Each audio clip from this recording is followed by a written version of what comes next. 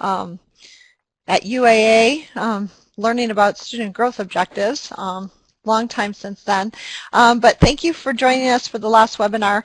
Today, I don't anticipate us going the full time. I tried to make it a wrap-up so that you had time to be able to work on your final projects and incorporate that as part of your time. So we'll try and get you out of here early, and then if any of you want to go to the budget discussion at Greening Middle School, you can make that as well. So if you haven't, like John said, downloaded the Growth Mindset Mistakes article, he sent an email out today, but you know, everyone's working during the day, so you may not have had a chance. So it is on the webinar here. If you go down to the bottom under Files for this week, you can click on that and download it right now. So that would give you the opportunity when we get to that part to be able to read it and participate as well. So I want to thank you all for being here, and we're going to jump right in.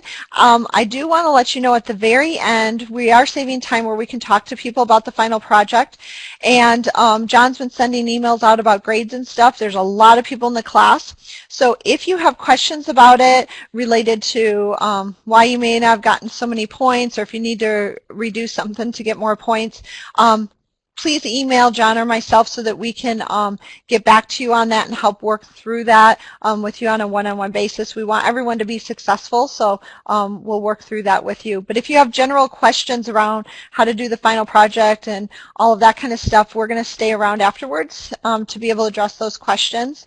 And we've already received quite a few, and people are doing amazing work, and it's fun to see all the growth mindset work that's happening around the district with you guys at the different levels in your classrooms.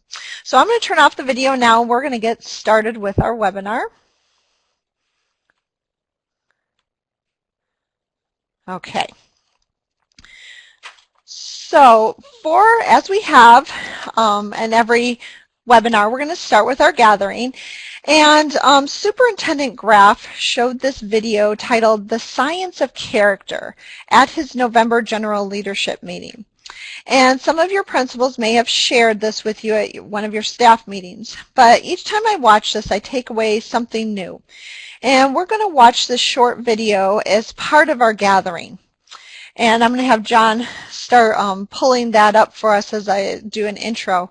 And what I want you to do is, as you watch this video, I want you to think of one character trait that is a strength for you personally. And also think of someone that you admire with these character traits as well. And after the video, we'll do some sharing. Okay, John, I'll turn off my...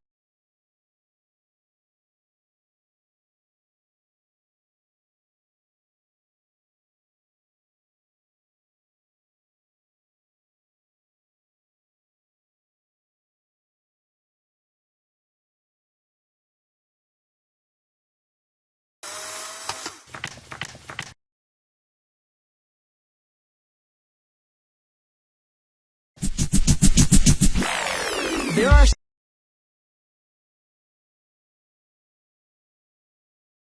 7 billion, well actually 7.1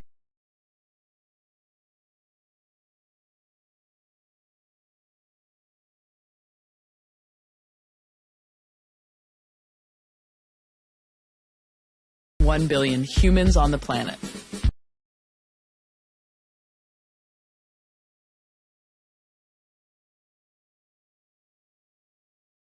And each one of us has a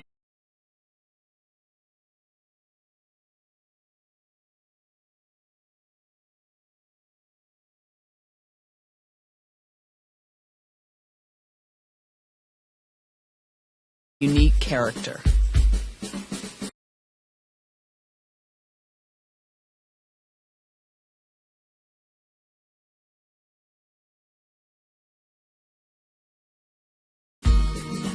So what determines your character?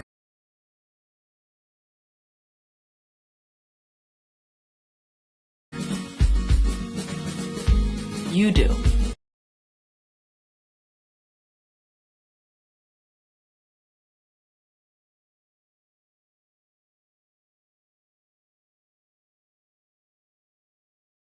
And all the people around you.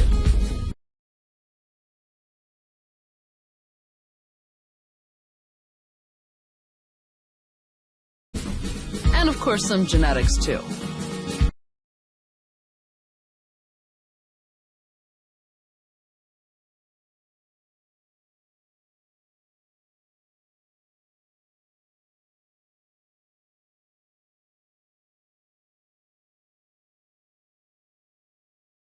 But there's new science proving that if you focus on certain parts of who you are, you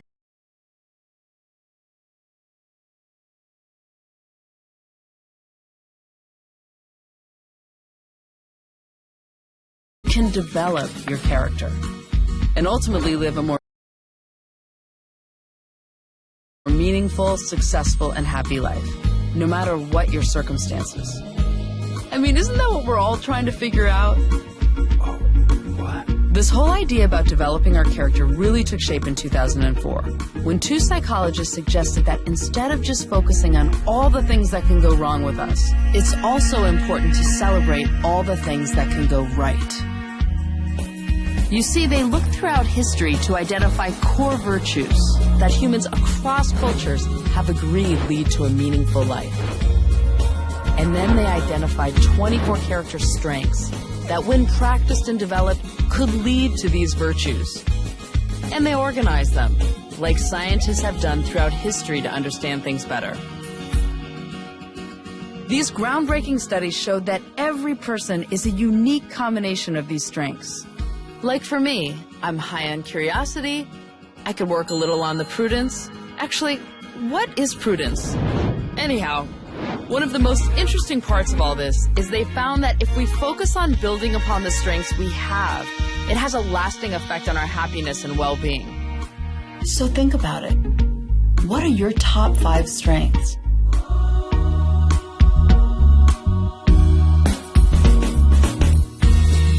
Now, another part of this is that you can help shape other people's character too. They found that the key to human relationships is ultimately appreciating the character strengths in others. To explore this, we asked people around the world, who do you admire and why? I admire my mother the most because she's very loving and caring. Восхищаюсь целеустремленными людьми, которые готовы бороться за свою цель. The person I admire the most is my sister, because she is so tough and so brave. People who use their creative energy to make the world a better place.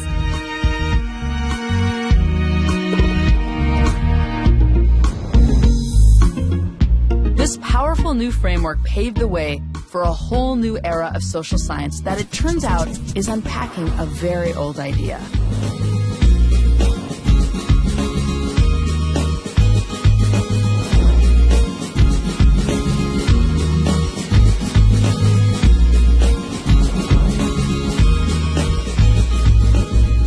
So how do we develop these character strengths? One theory suggests that people either have a fixed mindset or a growth mindset.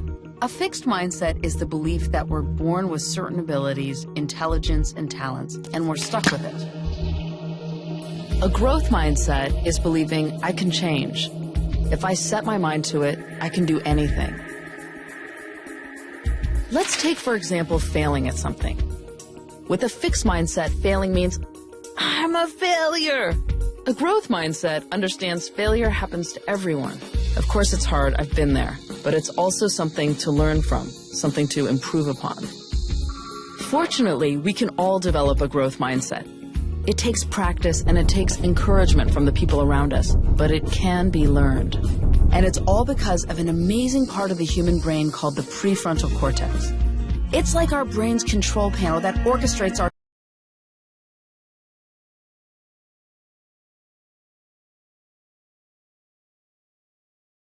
thoughts and actions, what many scientists call executive functions, or what neuroscientist Adele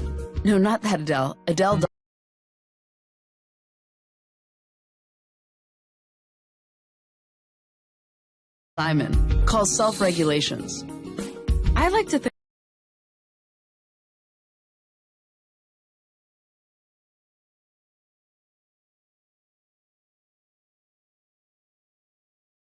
of it as my self-control filter, the thing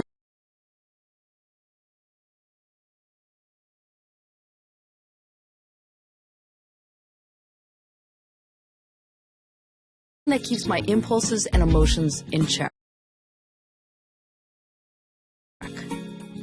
And the way to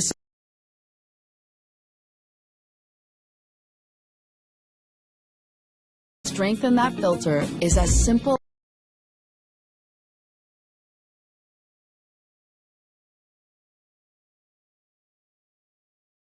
as taking a moment, focusing your attention,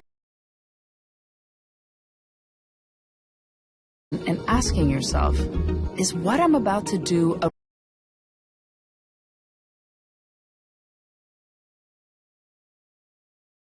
reflection of who I am and who I want to be? So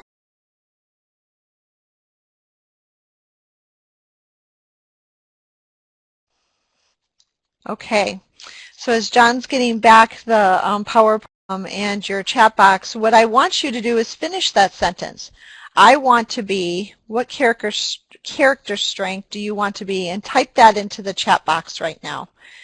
And if you haven't, if you joined us just during that video, please go ahead and sign in with your name in the main chat area, and you can actually respond to I want to be, and we'll be able to see that you're here in attendance. So as was stated in the video, we all have character strengths that we can build on, and we can also appreciate and reinforce character strengths in others. And collectively, that makes us stronger as a school, a department, and as a district. And as you look at your colleagues and what we want to be, it's a pretty amazing group of people and what we can do in this district.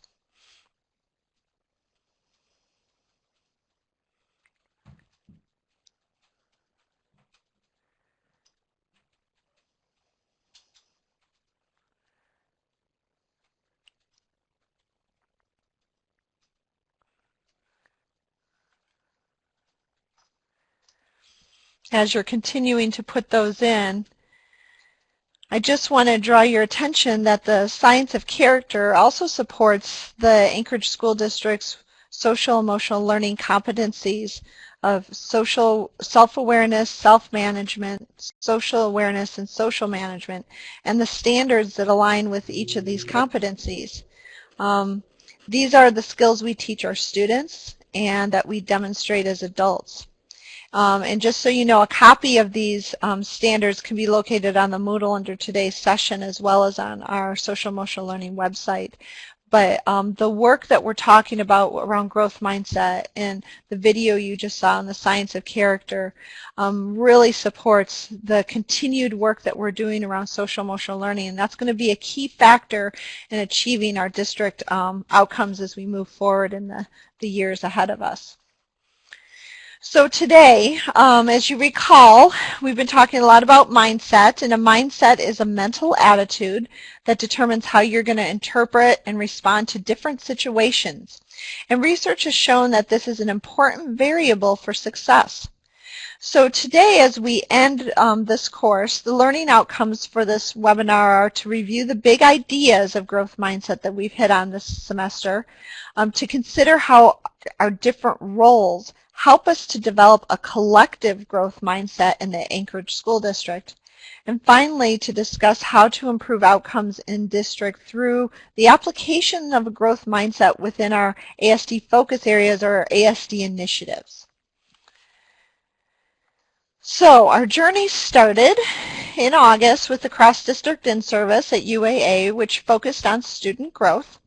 And most of you learned all the technical skills needed to measure student growth and how to incorporate that into the educator evaluation system in this pilot year. However, research shows that the growth mindset can boost student motivation and achievement and narrow that achievement gap. So the reason why we expanded on student growth from that cross-district to focus on growth mindset in these webinars is that it's a necessary component for both student growth and adult growth as we're talking about the educator evaluation system, but also outcomes for students so that they can be successful in school and life. In our first webinar, we learned about fixed and growth mindsets. And as you recall, in a fixed mindset, people believe that their abilities, their intelligence, their talents, all of those things are just fixed traits. And they have a certain amount, and that's it. And then their goal is to look smart at all the time and never to look dumb or that they don't know something. In a growth mindset, people understand that their talents and their abilities, their intelligence can be developed through effort, good teaching, and persistence. So when we look at growth mindset, administrators with a growth mindset, they support teachers' learning. They're responsive to feedback. They seek to build their skills, and they're willing to learn from their teachers. Teachers with a growth mindset collaborate with their colleagues and instructional leaders. They don't fly solo. It's really a collaborative job. They strive to strengthen their own practice. And they truly believe that all students can learn and succeed, and they show it in their work. And finally, students who show a growth mindset, they're enthusiastic, they're hardworking, and they're persistent learners. They take charge over their own learning and success. Now, when we look at growth mindset, it's important to remember that there are some misuses of it. So with the popularity, you're hearing about growth mindset everywhere. There have been some times when we've misused it or maybe misinterpreted it in a different way that was not meant to be interpreted that way. So what I'd like for us to do is take 3 minutes to read the article that John emailed out earlier, or you can download it on your screen right now under Files for the Week, Growth Mindset Mistakes. And I want you to go ahead and read that and identify the 3 ways in which growth mindset can be misused. This is really important because we want to make sure that we're not oversimplifying this idea of growth mindset.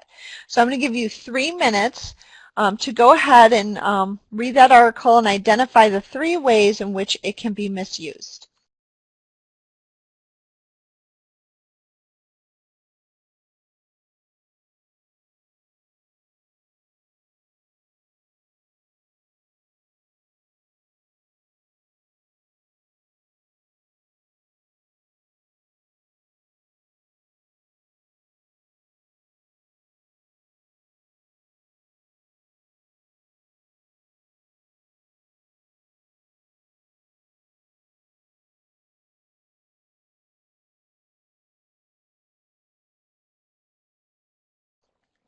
All right, we're going to come back together. So I see many people typing in what they read from the article. John, would you pull up the poll? We're just going to do a quick little poll, just something fun so everyone select the statement that is not, pay attention, not a misuse of growth mindset.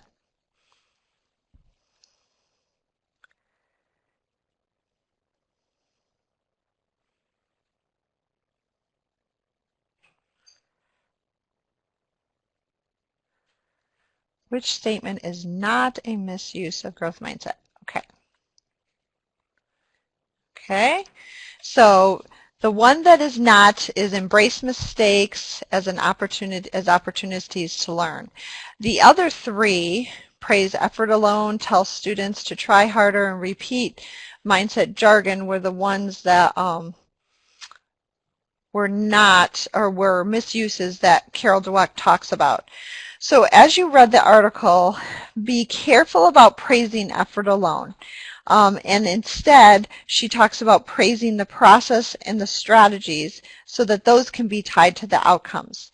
And I think that really leads into the next one.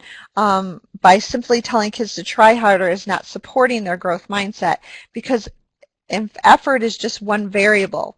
Students and even adults also need strategies and skills to achieve. And you saw this in the homework article, Who Gets to Graduate? So the Texas Interdisciplinary Plan at UT, they just didn't provide training on developing a growth mindset and how you develop your identity and connect in your community. Dr. Laud provided small classes, extra tutoring. He assigned advisors to keep a close contact with students, to catch them if there were problems. They had upperclassmen work as peer mentors to both support the effort, the strategies, and the skills.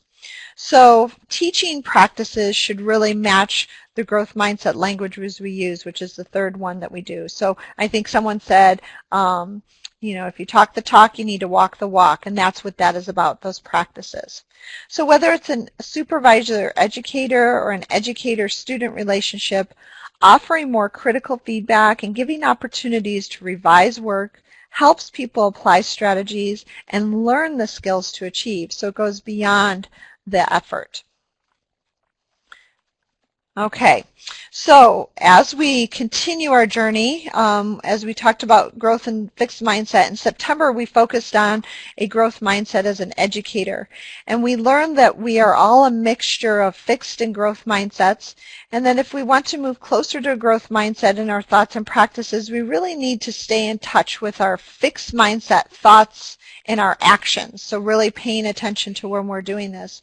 So as educators, really taking time for self-reflection can help us shift from that fixed to growth mindset, especially when we're faced with challenges. And when we look at educators with growth mindset, they show these characteristics, and many of these align to many of the characteristics we saw in the video at the beginning of class today. So they take responsibility for improving their practice. They see setbacks and feedback as an opportunity to learn and grow in their skills. And I think this is the positive intent of the new educator evaluation system, even though I know it doesn't always play out that way, but really an opportunity to grow and learn. They actively seek learning opportunities and new challenges. They have positive and high expectations for their students. And finally, they use growth mindset language when teaching and within their own day-to-day functioning in their lives. So these are all characteristics we've talked about in the previous one of growth mindset in educators. And then finally, in our last class, we talked about developing a growth mindset in our students. And developing a growth mindset helps students persevere. Again, that was one of those characters that we saw in the video. And it helps them achieve in their schooling and just in their day-to-day life. And teachers can cultivate a growth mindset in students through a couple ways. The first is direct instruction, where we explicitly teach a fixed versus growth mindset, how the brain learns, using the language and self-talk of a growth mindset, being persistent, and having students learn from their mistakes. Many of your projects that you've turned in so far for folks have shown examples of explicitly teaching this to students. And another way that we develop growth mindset in our students is really through the infusion of it into our instruction. So through self-assessment, conferencing, goal setting, challenging questions, and feedback. And there's also been some of you have sent me emails and submitted some things where you've infused it into a lesson, one of your core lessons, which was also fun and exciting to see how you do that with students. What I want to do now is I want to take a look specifically at the infusion piece, the use of effective feedback to help students grow. And this video is a really nice example of effective feedback. And I'm just going to read you the quote while John brings up the video. To do it means to do the growth mindset right. Dweck says that many teachers have to change how they teach, offering more critical feedback and giving students opportunities to revise their work. So as we look at this video, I want you to jot down some of the elements of feedback that you observe and how this applies not only to working with students, but also feedback for our educator evaluation system. So between you and your supervisor too, what are some of these characteristics you may or may not see when you get feedback, but what are some of those critical features? Okay, John, roll it.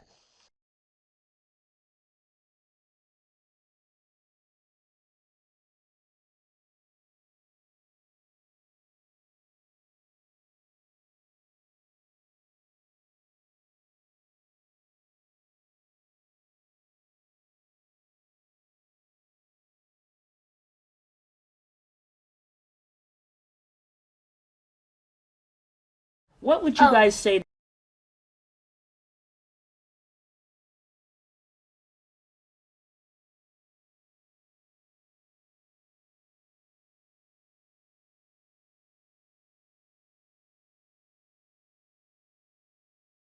the teachers, Second, I thought if they're not getting high quality work, could they learn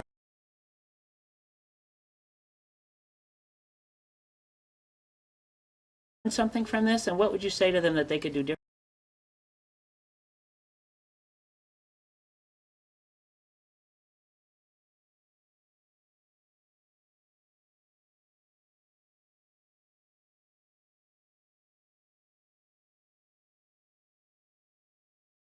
differently in their classrooms? This is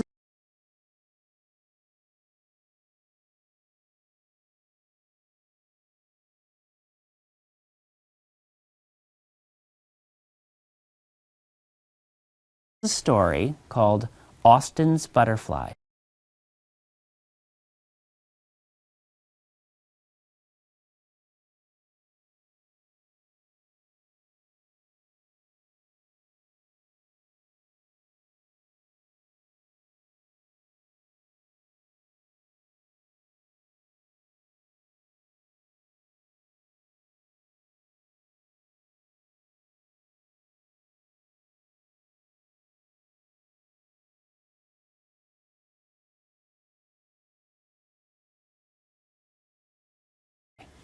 And it's a true story about a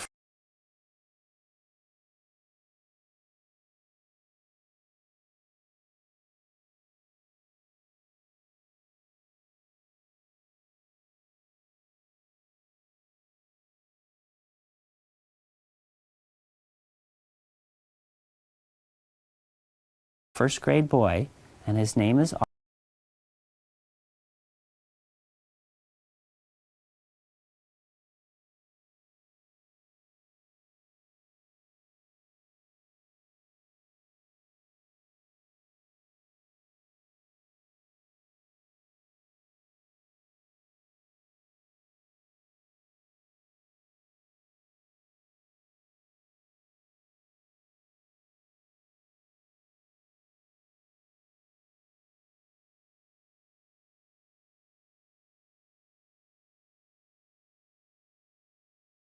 Austin, and he goes to school, or you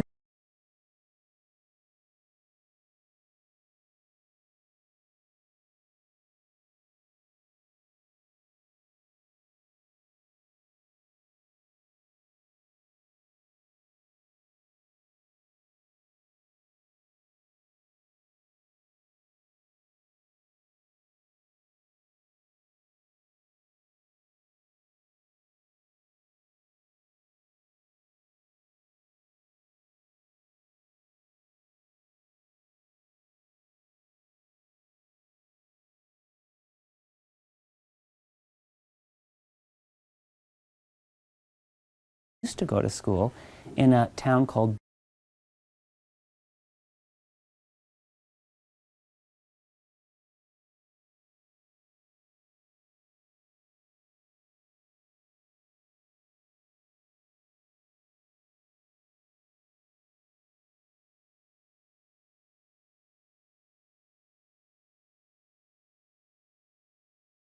Boise, Idaho. And in his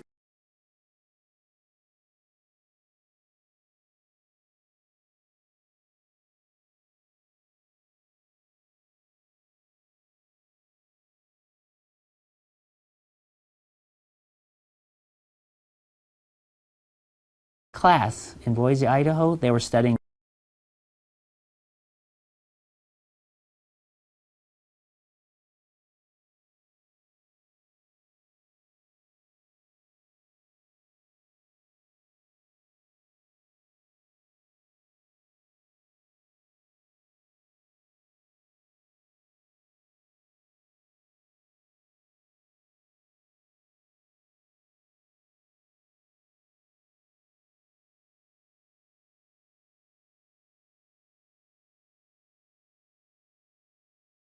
butterflies, and he had to do a project.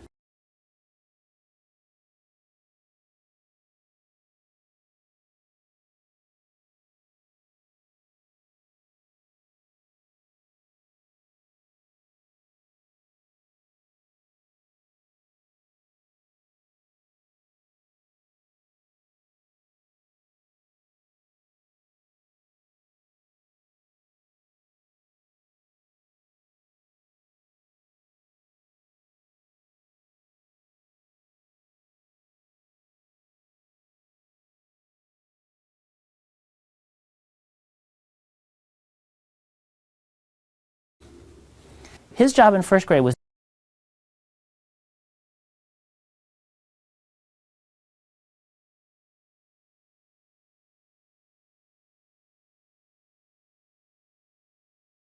to draw a button. Okay, I just love that video. Every time I see it, it just makes me smile to see the students giving feedback and how excited they get. It's just really a nice environment. Thank you for typing into the chat boxes the feedback, elements of the feedback you've observed, and what I see a lot of people typing in are things like specific feedback. So because it's so specific, it's actionable. You can revise it because there's, details. It was user-friendly in a language that, Austin could understand. The tone was kind and gentle. It was timely to make those. It was user-friendly. And using language like yet, good start, was reinforcing for the effort, but then again, it's that feedback to continue to improve with it.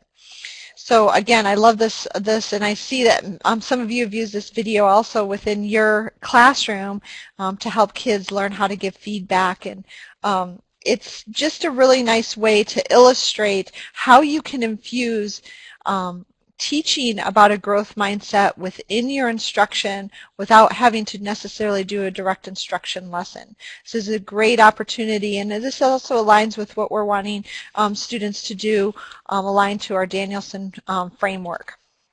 So I'll just give you a second to look at everyone's comments.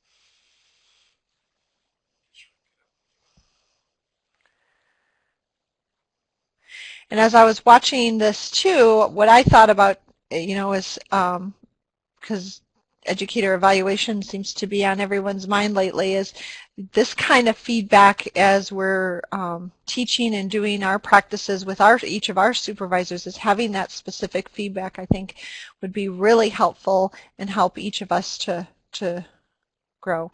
Hey, John, do I just hit restore? Okay, sorry guys, still learning this. Okay.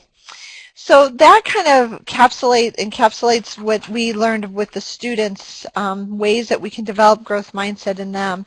And John put together this wonderful graphic to kind of illustrate the idea that every educator is capable of growing and helping others no matter what their role they're in at any given time. So we've talked about growth mindset in educators, in students, and really it's about the collective whole. So becoming part of professional teams that value constructive critique instead of criticism is an important part of a growth mindset. Every student benefits from strengths and expertise of every educator when communities of educators really learn together and are supported by local communities who value education for all students. So really it's that collective participation that advances the goals of a whole school or team as well as individuals and goals of our districts. So communities that are caring, analytic, reflective, collaborate to learn what is necessary to increase student learning. All of those things are examples of how collectively we show a growth mindset. So in this particular graphic, you'll see that you can be, at times your students develop, you are in the role of a student developing your growth mindset and applying it, like in this class for your students. Sometimes you're in the teacher role where you're trying to develop it in your students. And then at other times you're in a teacher leader role or an administrative role where you're working with staff to help them develop that. So really you can find yourself in any one of these roles. And I'm going to just ask John, do you have anything else to add to this? Mainly that the idea of the scholarship of teaching and learning is an idea that always has teaching and learning as two sides of the same coin. And that means that when you're really in the profession of educating, that you're always learning as well as always teaching. And the thing that we don't do very often necessarily is think of ourselves as teacher leaders. That is to say, someone who helps the growth of their peers and colleagues. So we're always growing individually, and we're always helping our students grow, but we're also, by participating and collaborating with our colleagues, by engaging them in constructive critique and feedback, we're helping them grow. And the more we function as a team, the more we function as a larger whole, the more actual growing takes place in a school. So I guess that would be the main thing that I want to add. Thank you, John. So as we're looking at this, the collective growth mindset will help us achieve our Destination 2020 goals of 90% student proficiency, graduation rate, attendance and school recommendation, and then of course 100% safety and operational efficiency.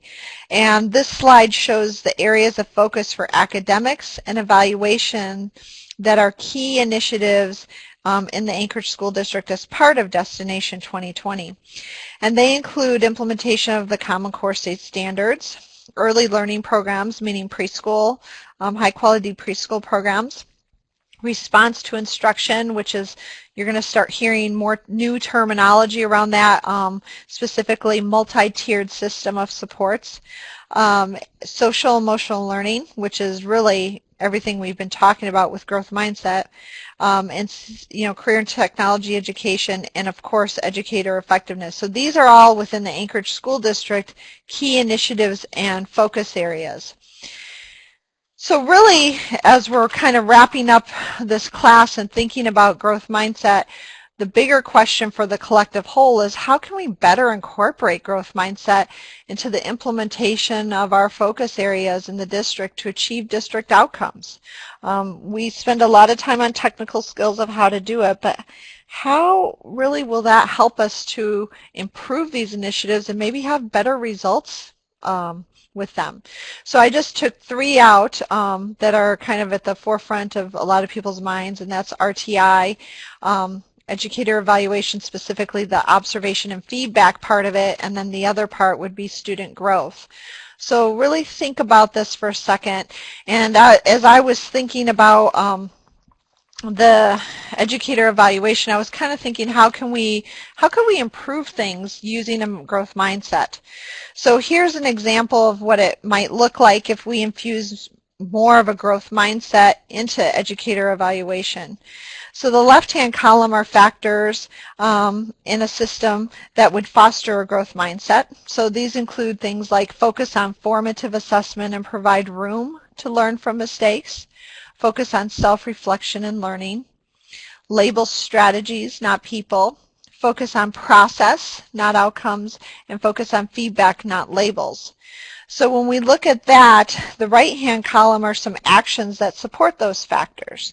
So for example, for the first one, providing multiple opportunities for feedback. If we want to focus on formative assessment and room to learn from mistakes, having multiple opportunities for unscored formative feedback through, principals observing and providing feedback, instructional tours that are done in many schools where teams, of teachers go and observe each other and give feedback in a safe way that's non-evaluative, through coaching where you get feedback maybe one-on-one through when you're learning a new technique or practice. When we focus on self-reflection and learning, the action that could look like is building in opportunities for self-reflection through goal setting, through self-assessments, and then analyzing student work to see did they understand what we were teaching. And then finally, the last 3 that are listed there in purple, really the action for those is really thinking about changing the structure and how we do pre and post conferences.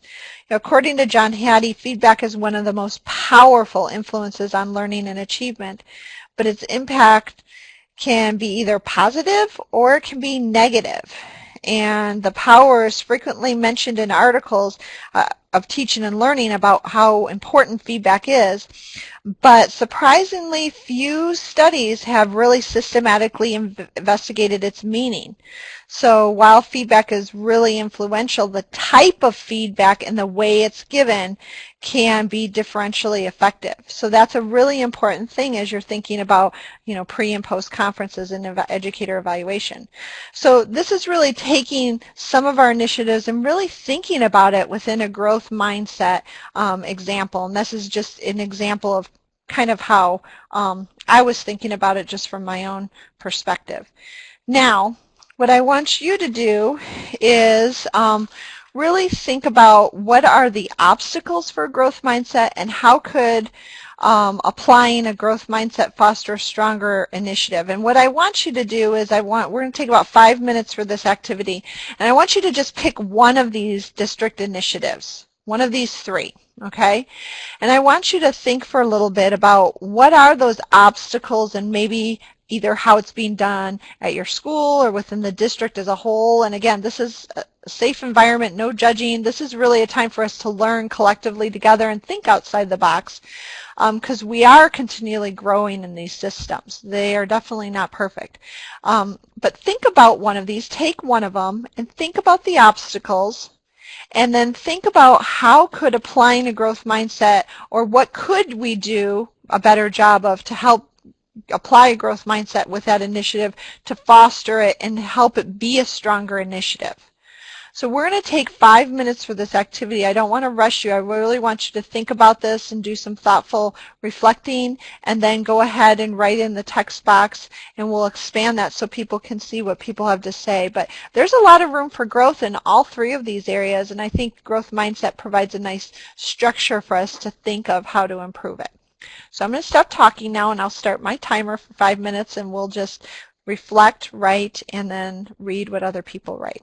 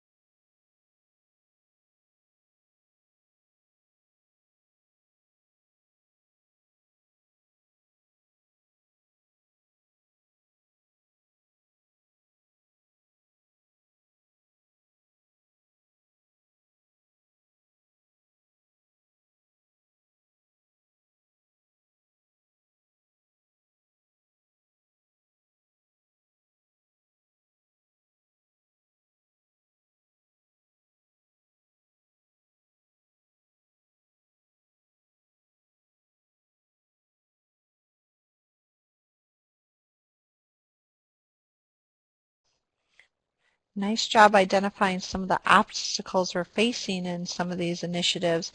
And also remember, what are some things that we could tweak that would apply a growth mindset that might make it stronger given those obstacles?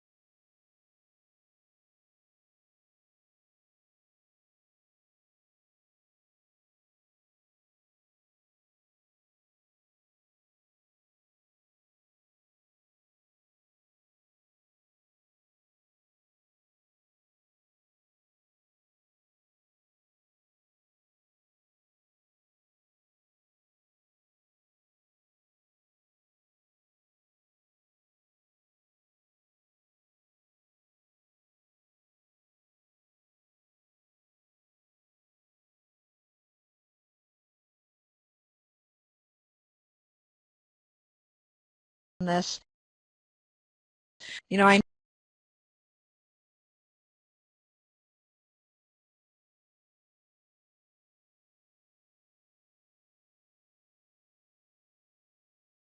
label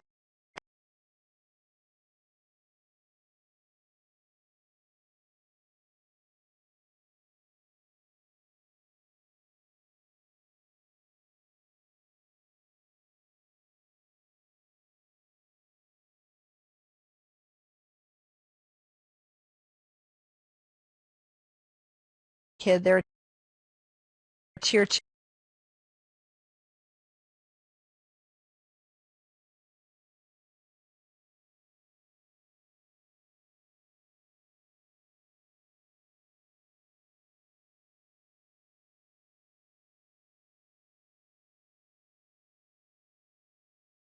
2 kid, and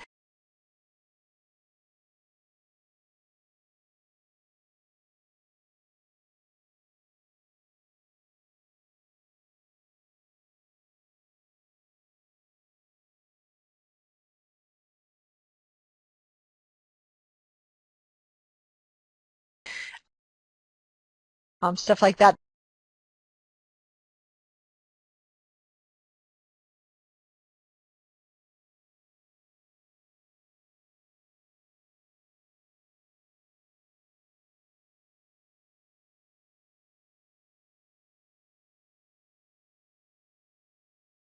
That can be an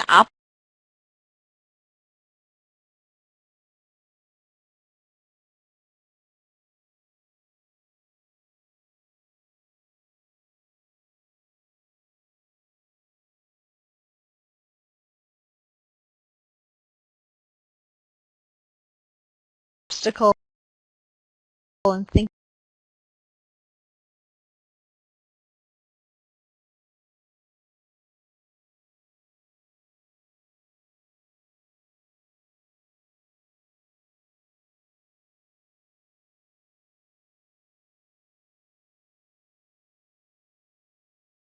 about them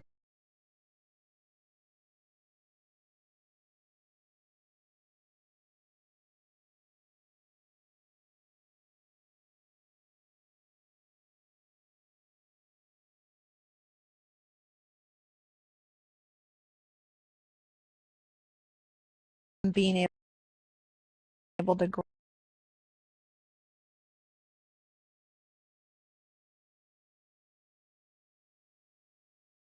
grow.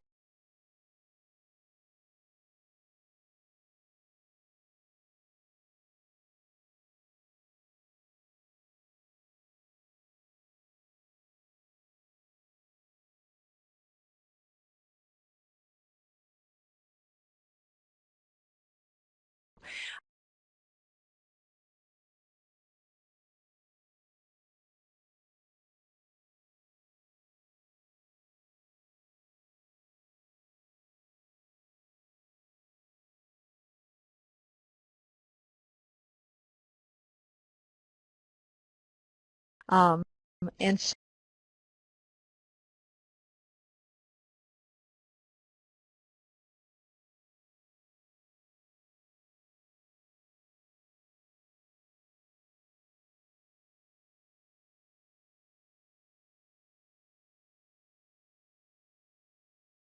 so really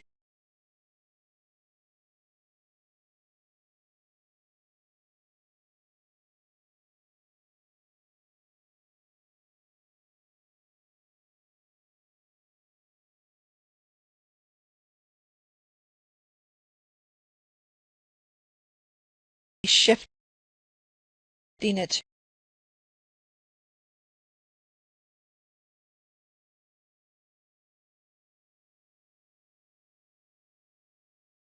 to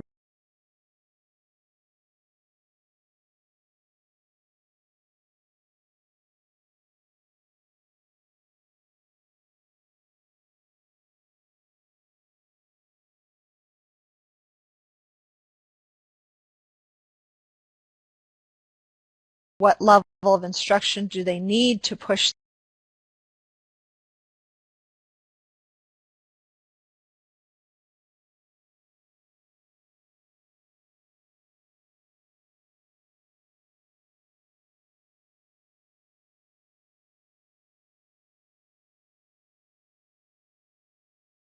them forward.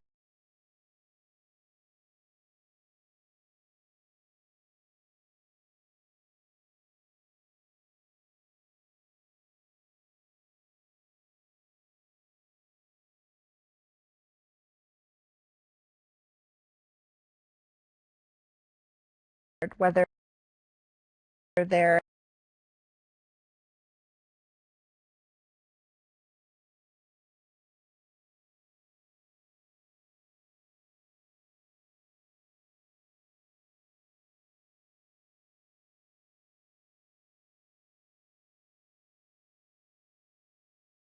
at the upper limit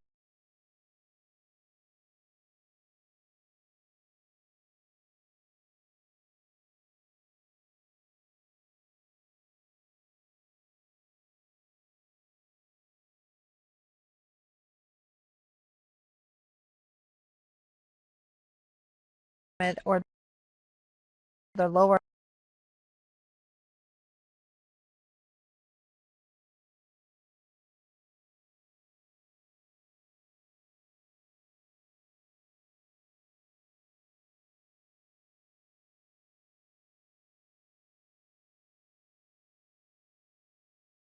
limit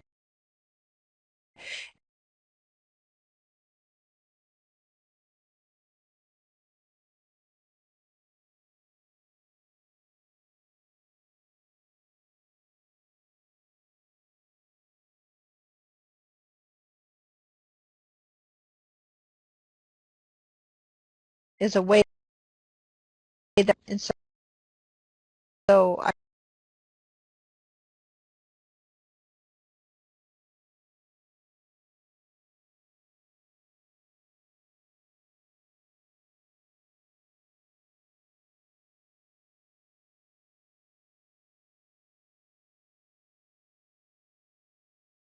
I would do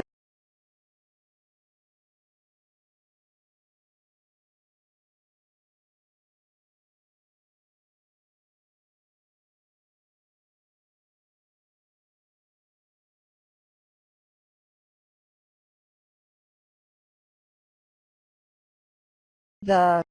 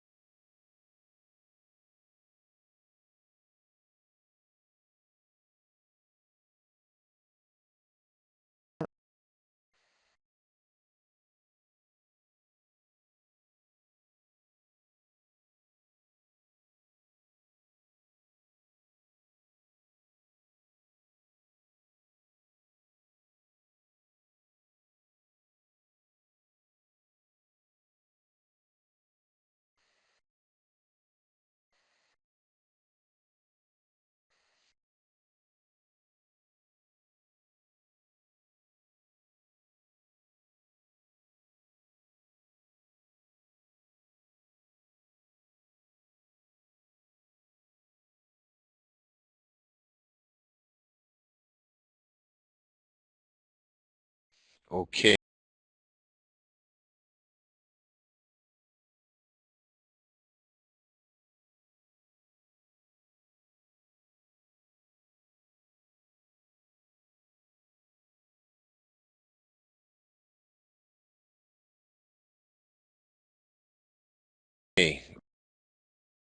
Hopefully everybody sees my screen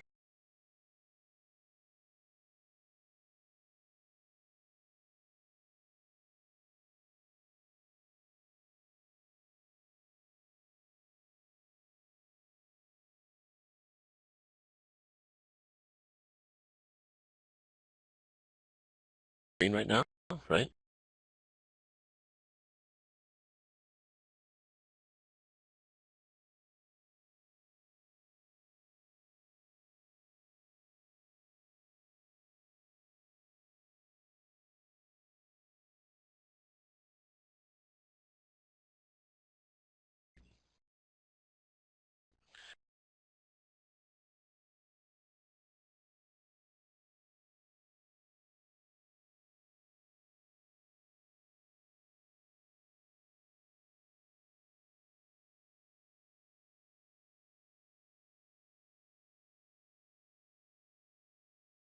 Okay.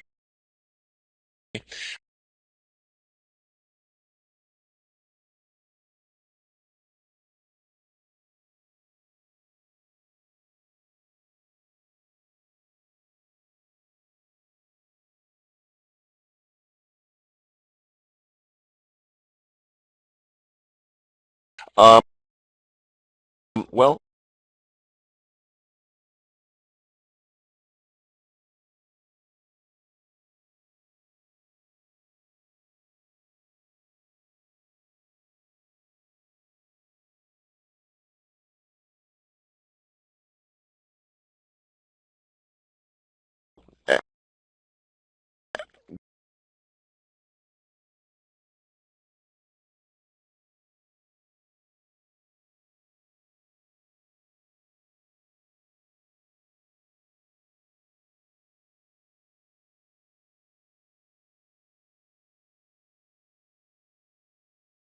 the the rest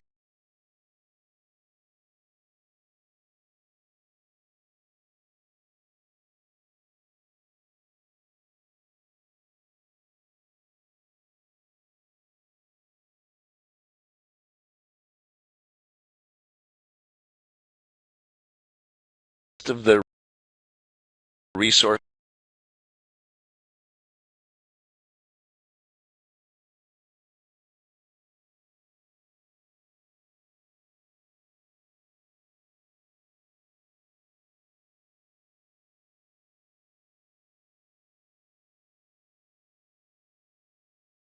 from today's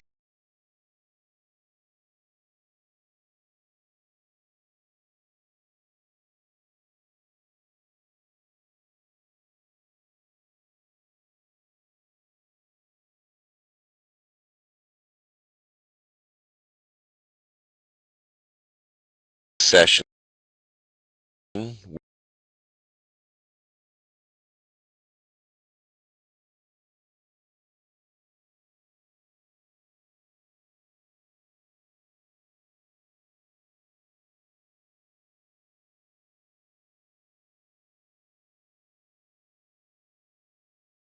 will be in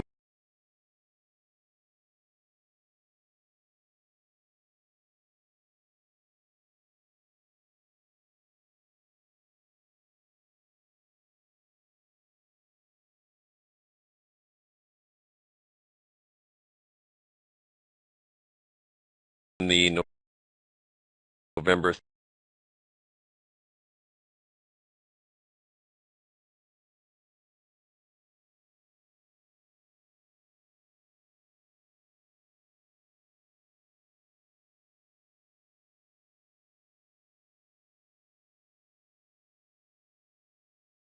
'30th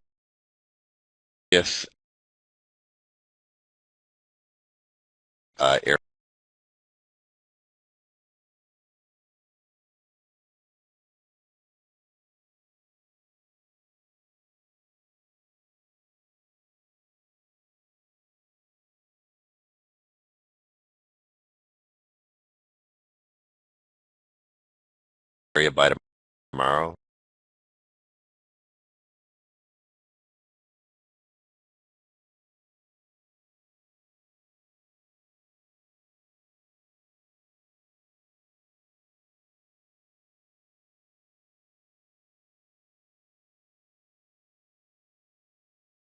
That's the um, with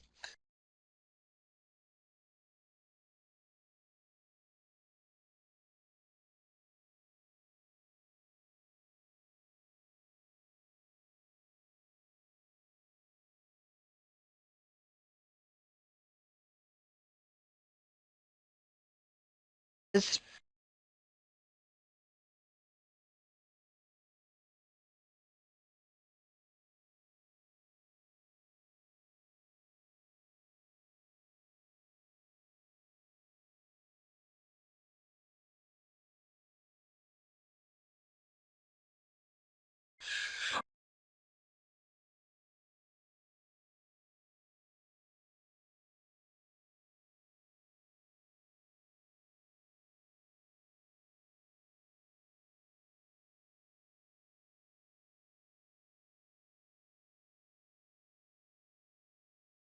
put Pretty much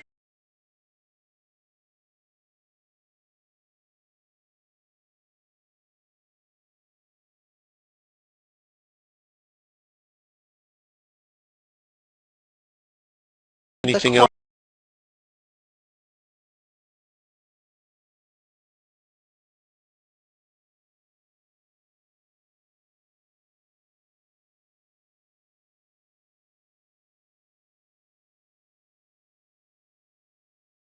course that evaluation.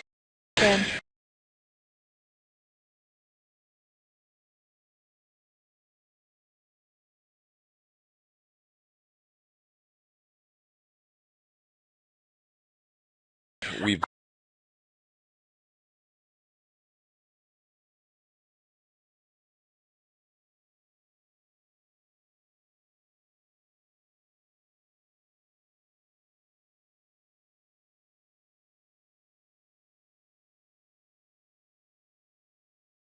On using the but isn't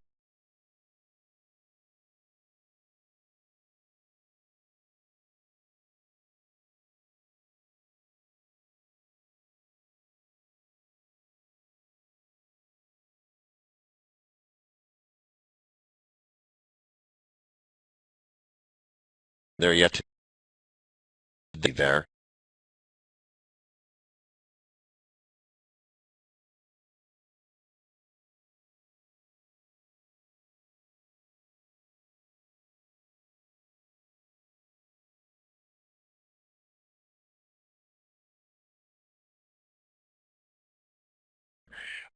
No project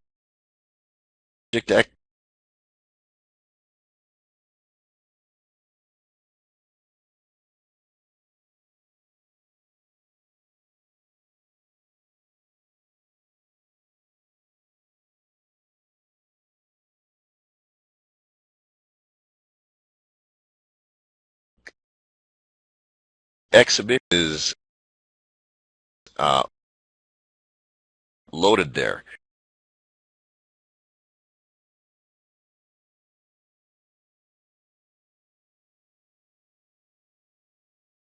Remember,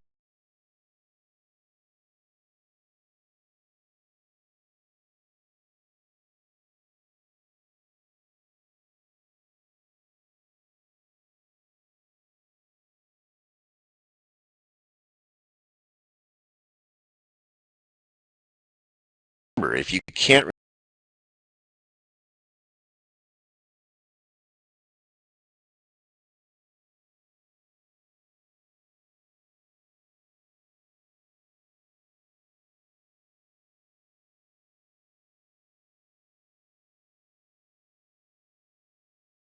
remember how to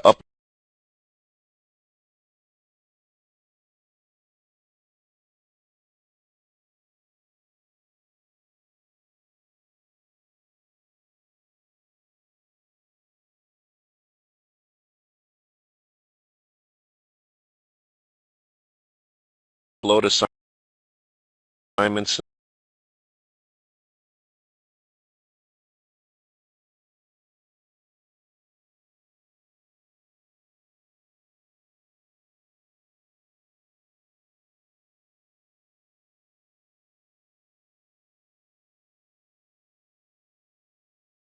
in the forum?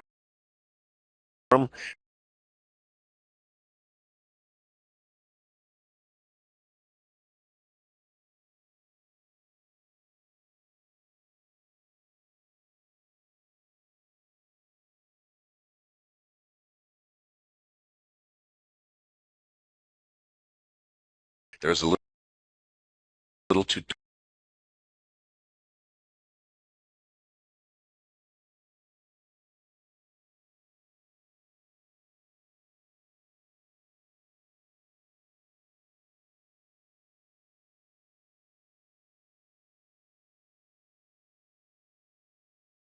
tutorial for it right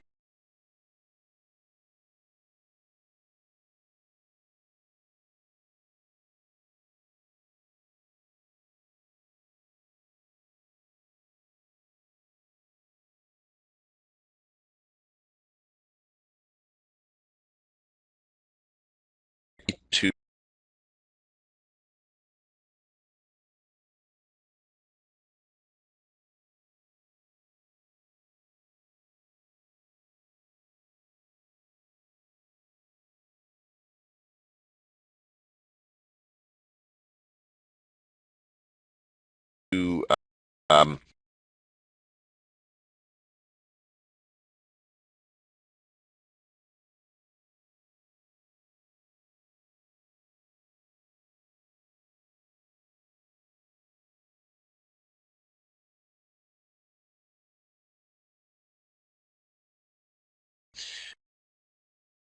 uh,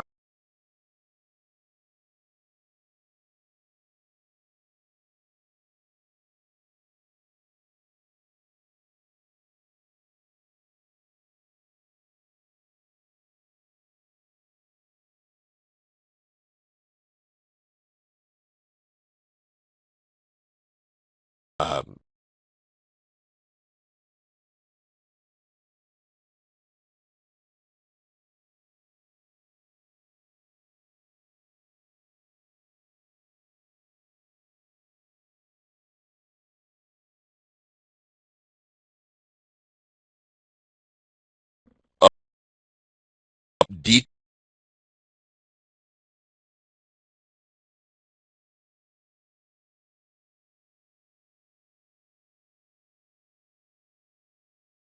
detailed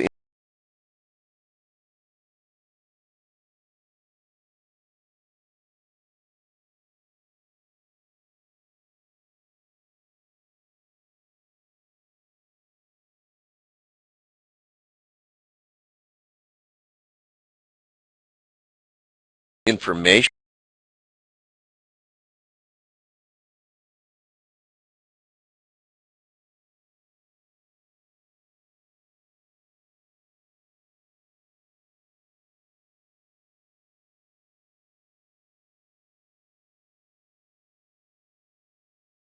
about the final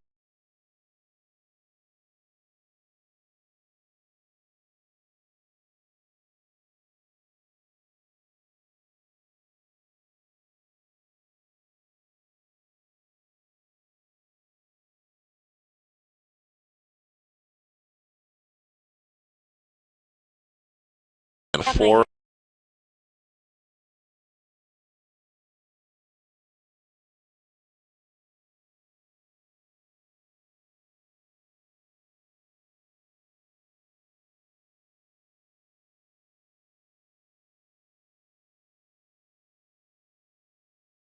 From um,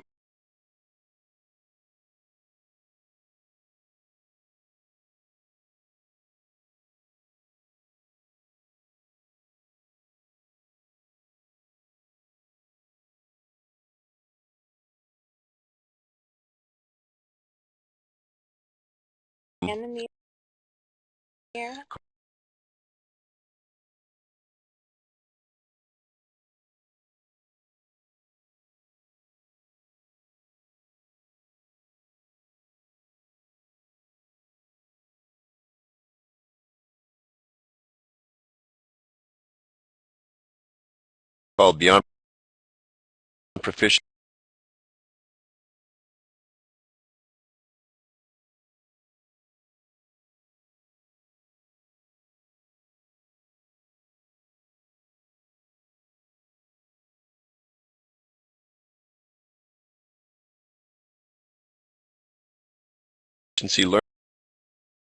Learning product.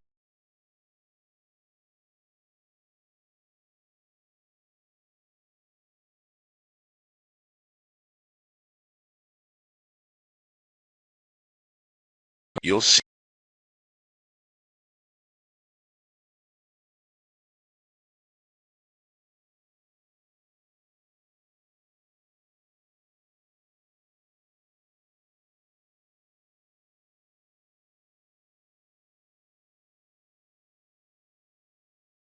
that there's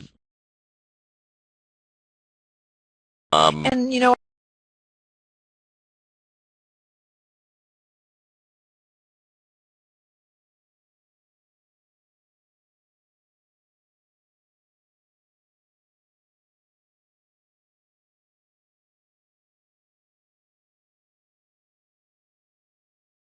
I see this as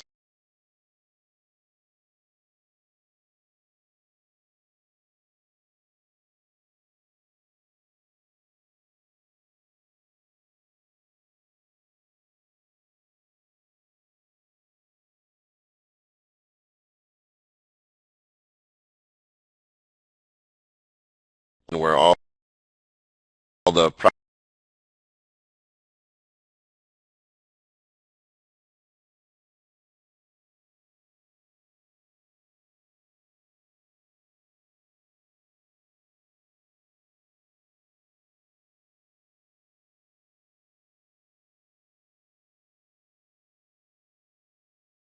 project's going